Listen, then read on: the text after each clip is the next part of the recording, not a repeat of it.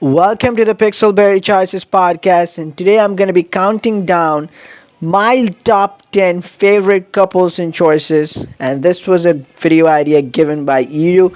And throughout the end half of the December, I'll be doing a lot of videos that you guys suggested to me. This one and the best musics, villains, and some top books that emotionally made me connected to choices, and then some.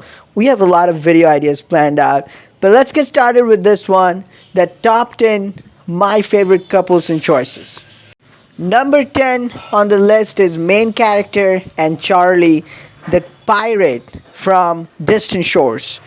In this book, we see that main character and Charlie, so there was time travel involved, and we see Charlie, and instantly we feel a bond toward Charlie. So it started as a friendship, and then it sort of grew, and then I think she was the only love interest there that we didn't have any distance from very early on, neither any animosity that we had with Oliver, and then with Edward we had some kind of, a bit of slow burn and then some distance, and because of, they couldn't be with us because of the positioning they were in and the situation how that was. But with Charlie, that was a dynamic between main character and Charlie that even if you don't choose Charlie as a love interest, they're always there. She's always there as a friend. And main character Charlie, they just hit on from very first, and how they care for each other.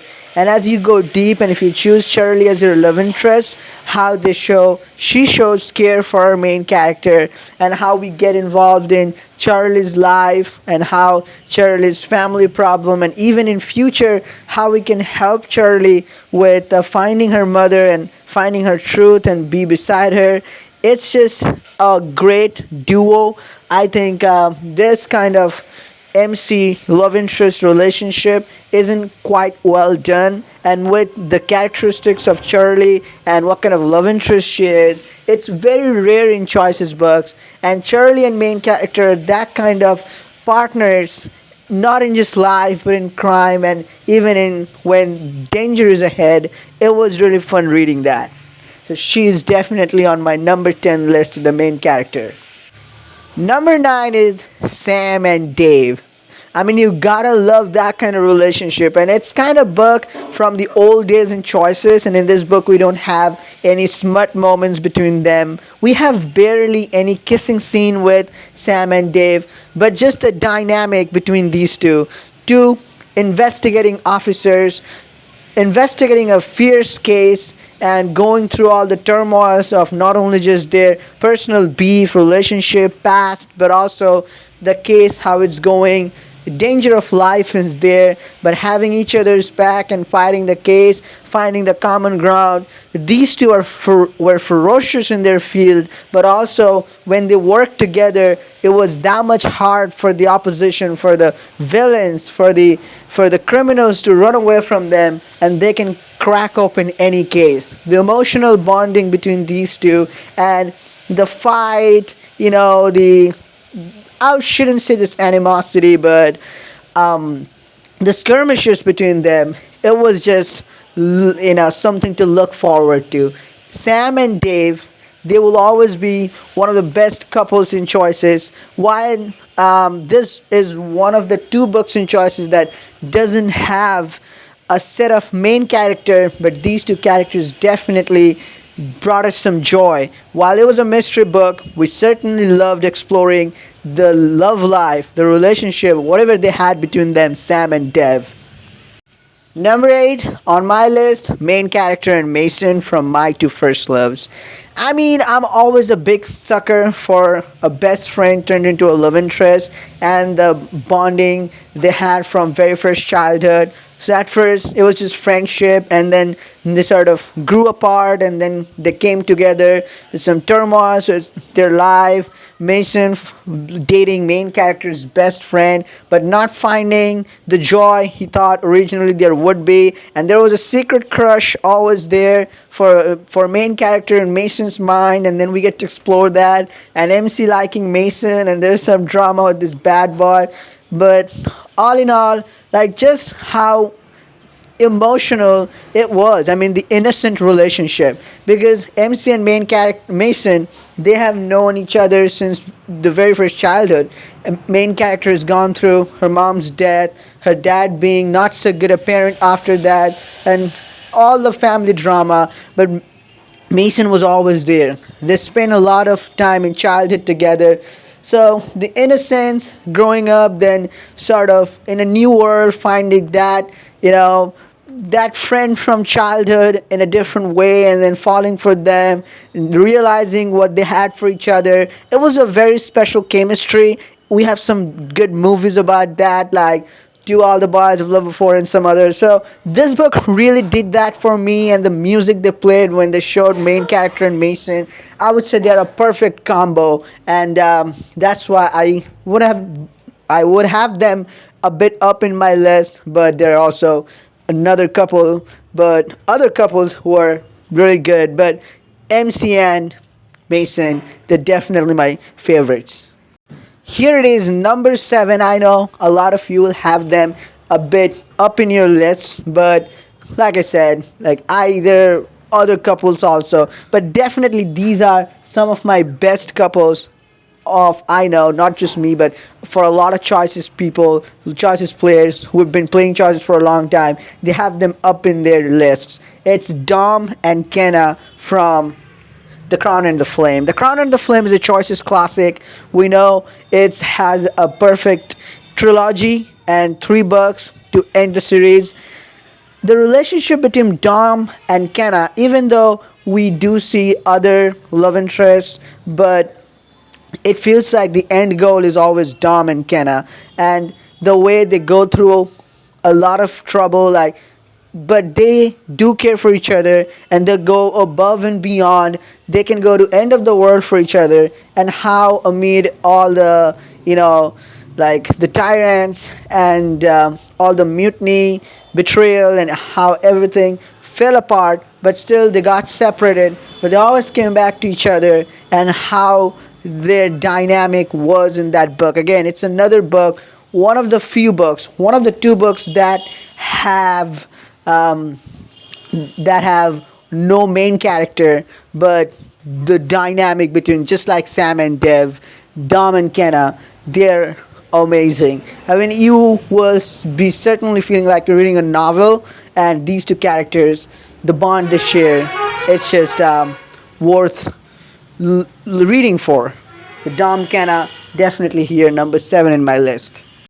Number 6, very, very, very underrated, and when I say underrated, it is underrated. It's from Big Sky Country, Dallas. Main character in Dallas, I mean, I really liked the dynamic between them. Again, main character, not a country person, but they come to a country and get to know 2 families. And in one of the family ranch, there works a guy, Dallas, black man from deep south of United States, and not a very friendly person. Definitely, he has his own problem that keeps him away from people. He doesn't smile much, but then we get to know him, and the better we know him, the closer we get, and then we get involved in sort of freeing him, because he got, if you haven't read it, you should go ahead and read this storyline in the book, because choices do serious representation.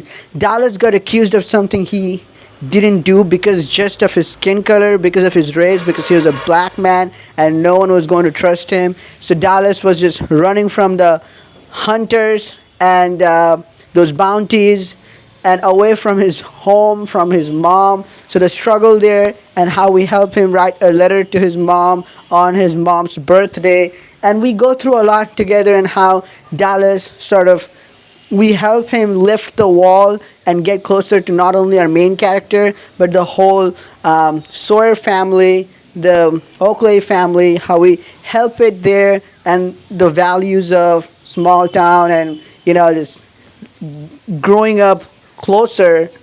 I mean, not growing up from childhood to adulthood, but just as a person, and learning a lot about each other, and how that just happened. It was super exciting and heartwarming. Main character Dallas, definitely one of my favorite couples in Choices, and I really enjoyed them. Number five, I have on my list main character and Raphael. And Raphael is kind of a love interest who is also another caring, sweet personality who will jump and would into the fray and wouldn't care for his life, wouldn't think about it, not just for a main character or for his friends, but for anyone who is in danger, a complete unknown person, and that's just part of the charm of his character. And how our main character and Raphael throughout the book one, they were not lovers or something, because throughout book one Raphael was just a friend, but we saw that if this book gets another sequel, this relationship will grow. So I think that's a very good part there, because we don't see much love interest in choices, at least I don't remember. That was throughout a book a friend and then grew up as a love interest in book two. So I think that's a proper growth, because in real life we don't just see look into each other's eyes and we just immediately click from both sides and we go into each other. That always happens in choices 100 out of 100 times, well 99 out of 100 times, because that one time that it didn't happen was Raphael's case. So how we had the genuine care for each other, we had a mutual understanding, and then book two happened. Even though I think Choices planned originally to kill off Raphael, but they couldn't, and they promoted him as a love interest, and I think that was the right move, because it would have been so sad to even read through the book if Raphael was originally dead. So just even throughout the book two and book three, how we saw Raphael, his care, his personal life, and main character in Raphael, even though it was shrouded with Ethan Ramsey and others like Bryce Lahela, still, and even in book one, Jackie, because he was not a love interest, but these three were. But still, Raphael had his own charm and just shone above everything. That's Raphael Aviaro for us, and main character Raphael. I just can go on and on, but that's just my number five here.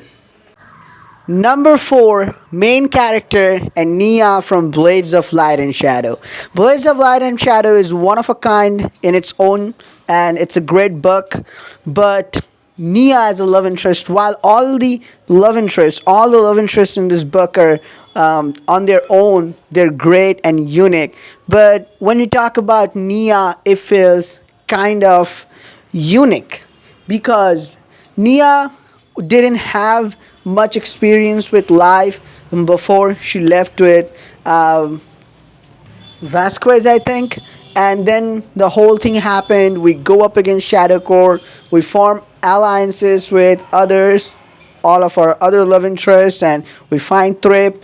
But just how we see Nia, a pure soul who was not corrupted before, and in any way who didn't have much experience, but so honest and charming soul. And even that's why later in the book we see the shadow core resides in her and finds a host in her body, because she has the free spirit, she has the wisdom, call it a wisdom, call it the pure soul.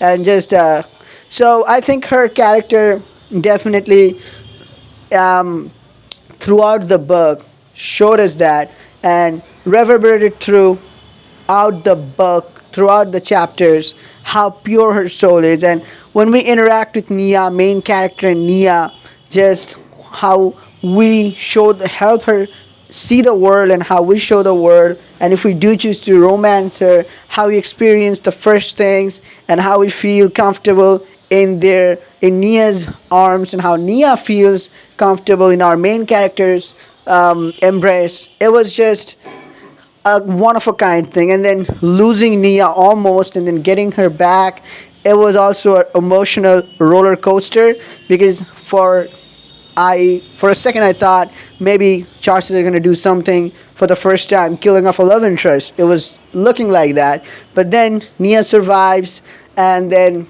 we have a happy ending for book one, which was some journey. So definitely Nia was sort of center of the story, heart of the story, heart of the plot of book one, and main character Nia. They made one hell of a couple there. Number three, from the unexpected eras, main character and John. I mean, here's another example how on common ground of losses and despair two characters can bond. Main character has her own tragedies, set of tragedies, should I say. Like, she probably lost her mother, and then she had someone very close to her heart, that is her sister Amelia. But then Amelia also dies, and sort of finding out it was also not a natural death but a murder.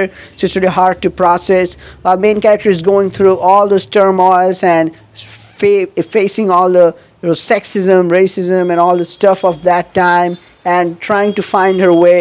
She also finds a partner in John, and who has almost the same background. He has been through a lot. His fiance died in the Titanic, and then what a past he had. He also was adopted in the family, and he faced his share amount of displeasure in this whole situation. He went to India and had some friends, and he saw them starve to death because of policies of the country he was serving, of the empire he was serving, and he felt his hands were just tied. He couldn't do what he wanted to do.